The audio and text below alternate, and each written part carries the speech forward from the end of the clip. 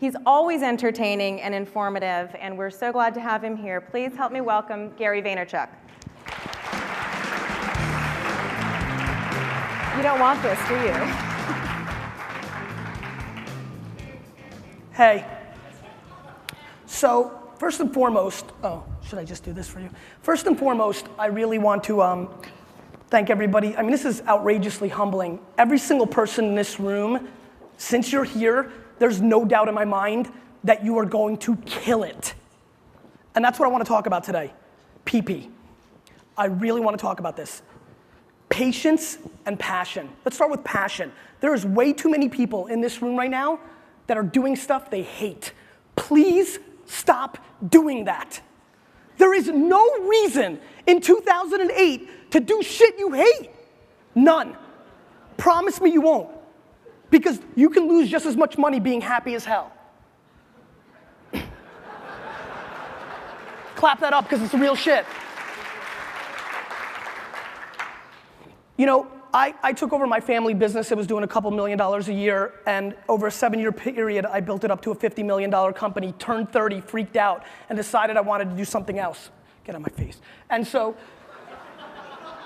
I saw, you know, Zay Frank and Amanda Khan at Rocket Boom doing all that stuff. I'm like, I can do that shit. And so that's what I decided I want to do. I became 1% not happy selling wine. 1. And that's when I changed my life. I started Wine Library TV in February. I had to do the holiday thing and all that. But, and that's where this all started. And by the way, talking about patience, everyone's like, oh, Gary, this is so great. But you're so handsome and charismatic. I can't do that shit. You know? And I was like, listen. 17 months.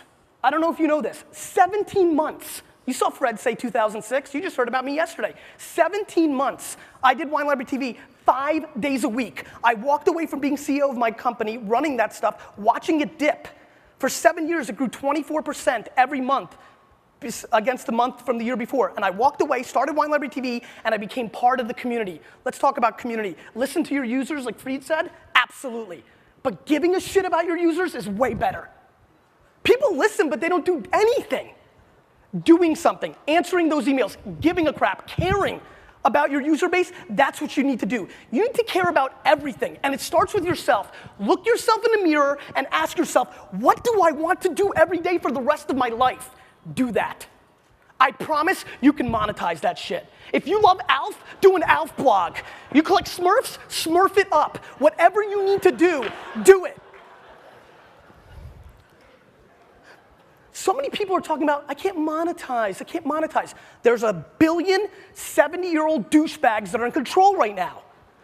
But the number 2 person, that 34-year-old lady, she's gonna buy your shit. She's gonna put the advertising on your stuff. It's coming. Stop crying and just keep hustling. Hustle is the most important word ever. And that's what you need to do. You need to work so hard. Guys, we're building businesses here. This isn't about parties. We're building businesses. I used to work in a liquor store from 7 in the morning to 10 at night for 7 straight years, and the only days off I took were to watch the New York Jets. And you know what that did? It made me throw up on myself, so that wasn't a vacation. And that gave me a platform. That was a stepping stone. The reason I was able to start Wine Library TV was because I built up this business. It gave me the equity, the cash flow to do it. You need to hustle. You have to have a business model. I mean, getting a crap load of users and then flipping it is not a business model.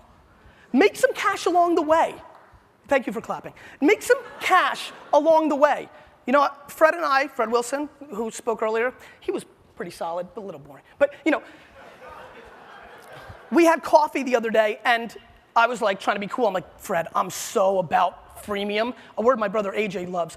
You know, freemium, right? Have a free platform, but have something to pay for. And Fred looks at me and goes, I coined that phrase. I just wanted to say that because he's so cool. I want you to think about something. I did a video on this on GaryVaynerchuk.com. I always say, legacy is greater than currency.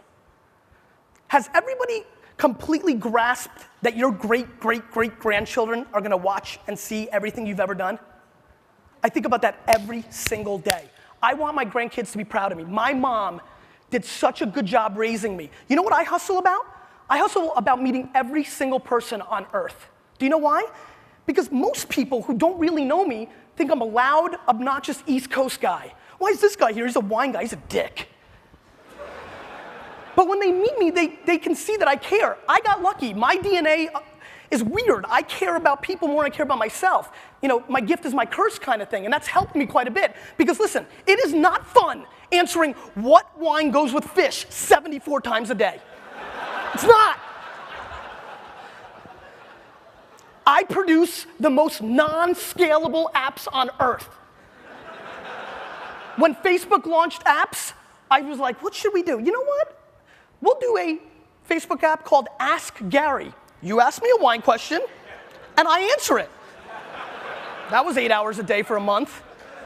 That sucked. And even worse, I would let nobody answer them except me. I answer every one of my emails, 700 to 1,000 a day. This is why I travel so much. The only place I catch up is on the air. You know, on my air, which is kind of cool, and in the air. So that is the only way for me to keep up with it. I mean, honestly, the only thing I fear in the world is internet on planes. Right? Dave, I'm telling you, once that happens, I'm dead. I'm gonna retire from email. I don't know, you know, I'm sitting up here and I'm thinking, I'm like, what can I say, what can I do? You know, what I really hope is just for people to be happy. Honestly, we're sitting where the gatekeepers are no longer in control. Guys, I was in my office in the dirty jers, right? And I started taping Wine Library TV. Now I'm repped by CAA, the biggest talent age. I mean, they rep Oprah and Tom Cruise and Beckham and me. That's a joke.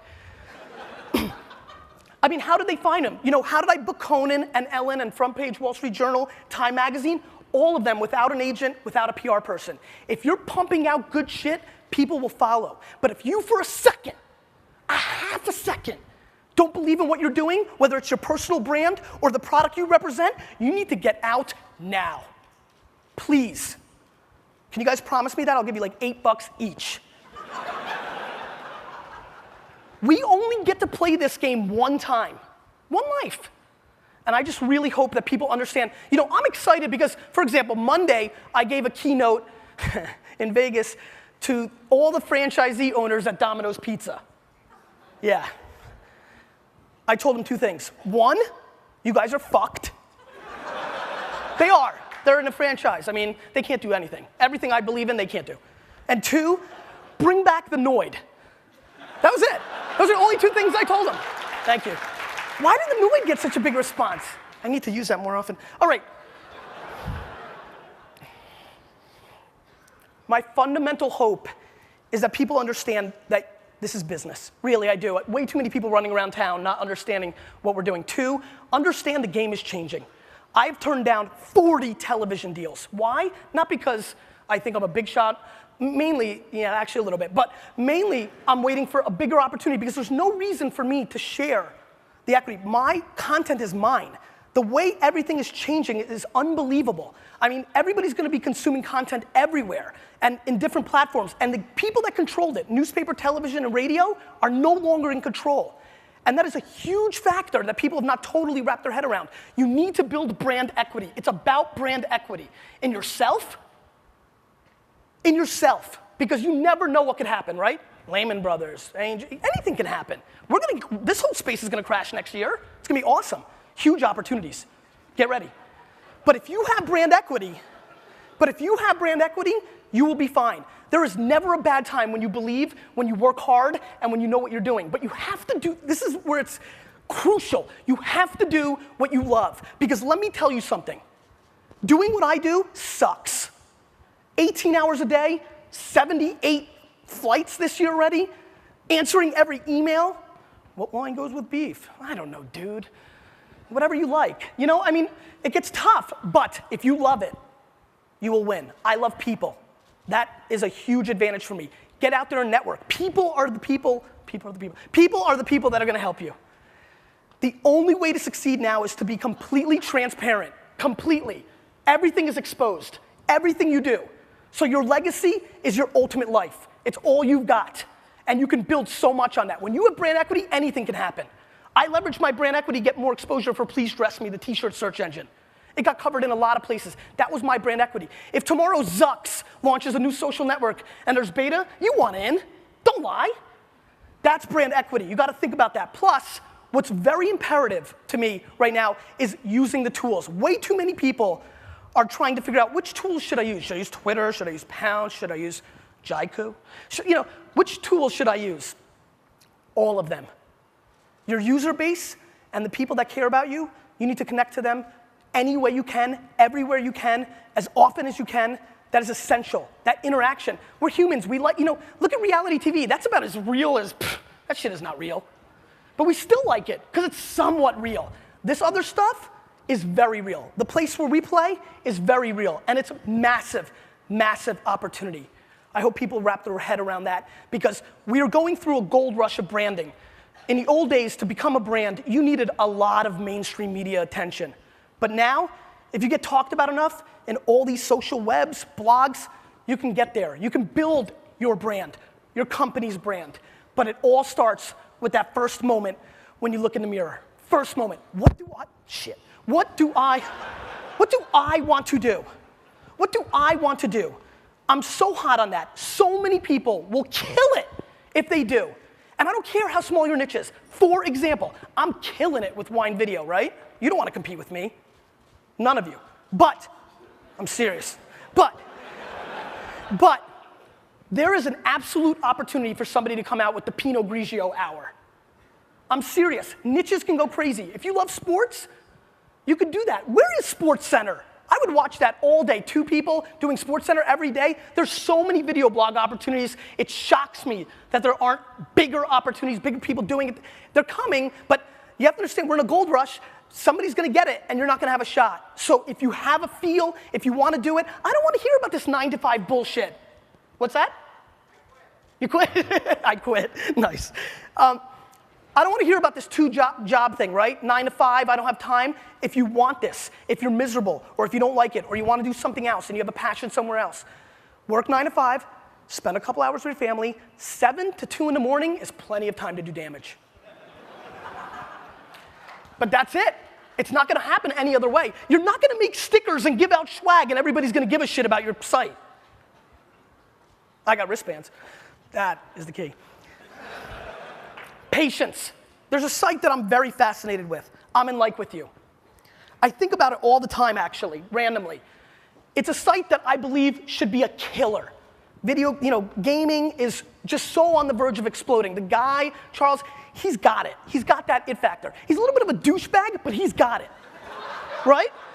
And he loves being a douchebag. He is so authentic, I love him for that. He's who he is, and he's hustling and he's trying. And I'm telling you, if he's patient enough, and if the right moment strikes, that site is gonna be huge. And there's so many sites out there that are obvious to me, and too many people giving up. There's so many people giving up because they don't believe, and please stop doing this, by the way, while I'm at it.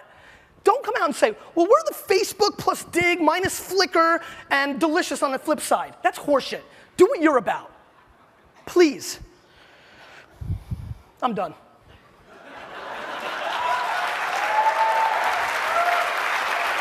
And I'm done because I want, Jason Fried is awesome. Did you guys like Jason Fried? Clap it up. And he's a heartthrob a little bit, right? He's a little heartthrob. Him and I really been talking about doing this Q&A tour, so we're putting the final touches. We're just gonna sit and answer questions for 12 hours a day. That's why he did Q&A. That's why I've got $1.27 to answer questions. Please raise your hand and ask a question. I will give you money. Anybody? Yes. What are you doing tomorrow? What'd he say? I didn't hear. Tomorrow, yes, I like how you're trying to plug our event. Yes, I'm doing a tasting tomorrow. Go ahead. What was it? Anything? Money? Yes, thank you.